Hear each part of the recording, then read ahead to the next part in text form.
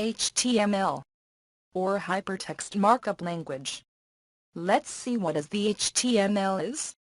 HTML is used to create web pages. HTML is browser's language.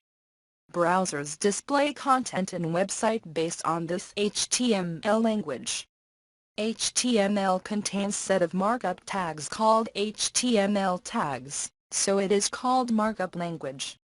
The web pages which are displayed in browsers are called as HTML documents. HTML documents contain HTML tags and normal text.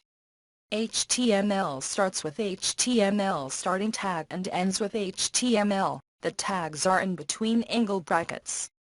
Basic tags in HTML: head tag, body tag, H1 tag for headings and P tag is for paragraph parts.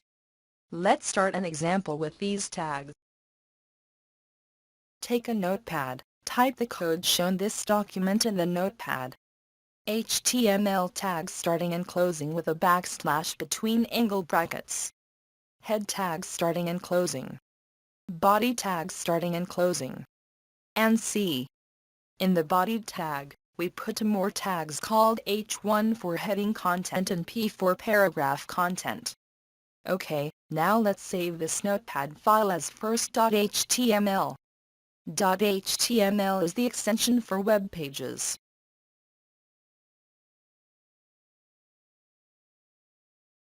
The first.html file saves like a web page like this. Double-click on first.html file. The file opens in a web browser and shows the content like this. The text in H1 and P tags are shown like this. We can show our text content in a web page like this. You can learn more about HTML in www.w3schools.com. A good knowledge in HTML helps more to learn ASP.NET quickly. Next we will see, what is a web server?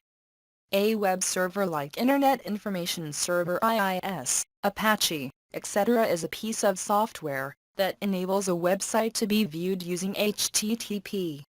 We can abstract this concept by saying that a web server is a piece of software that allows resources like web pages, images, etc. to be requested over the HTTP protocol. It is the software that runs on system. Let's see the working style of a web server. First, a request comes from web page to web server, also called IIS. Then the web server sends the request to the web application. After sends the request to the web application, a response from web application comes to the web server.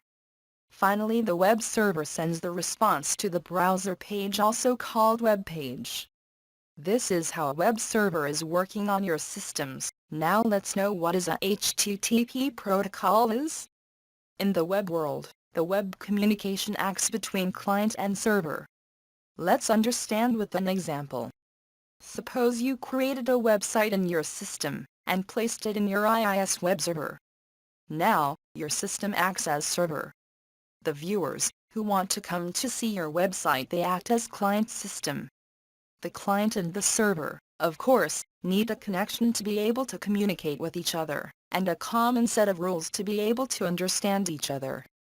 The rules they need to communicate are called protocols.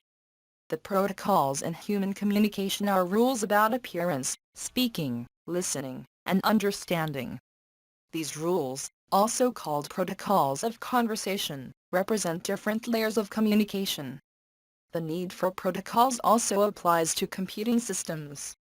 Communications protocol is a formal description of digital message formats and the rules for exchanging those messages in or between computing systems and in telecommunications. HTTP knows all the grammar, but it doesn't know anything about how to send a message or open a connection. That's why HTTP is built on top of TCP/IP. TCP/IP is in charge of managing the connection and all the low-level operations needed to deliver the message exchanged between the client and the server.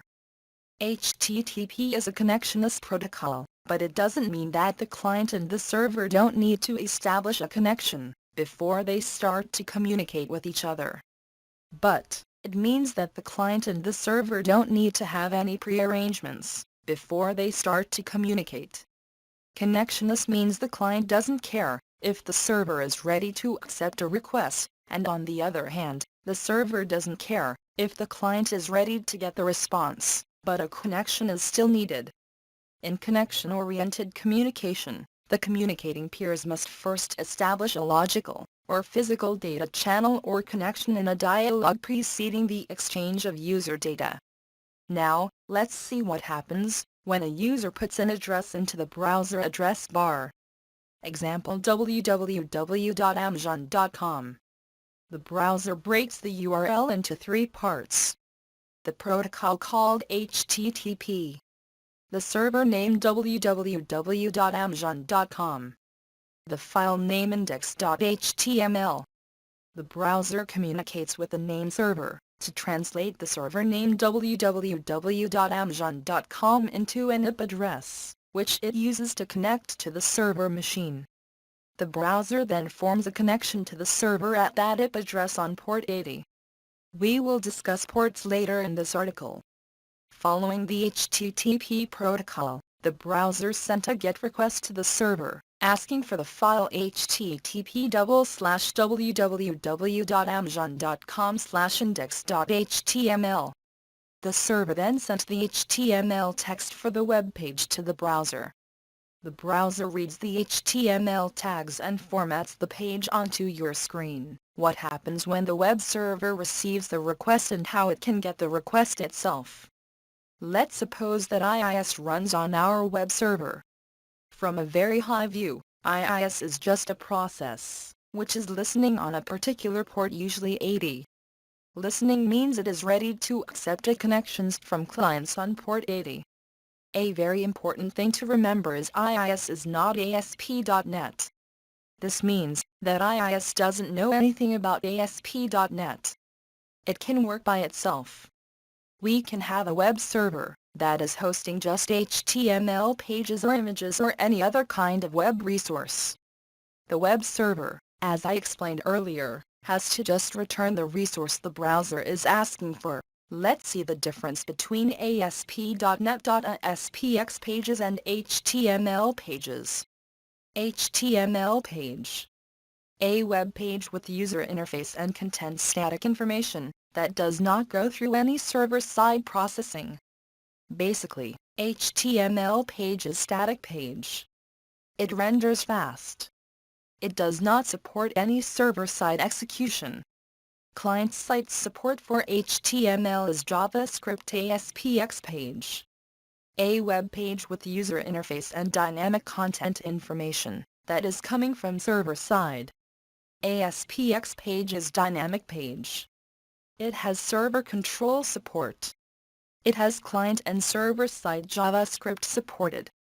It supports server-side directives. In the next video we will see what ASP.NET is. Thank you.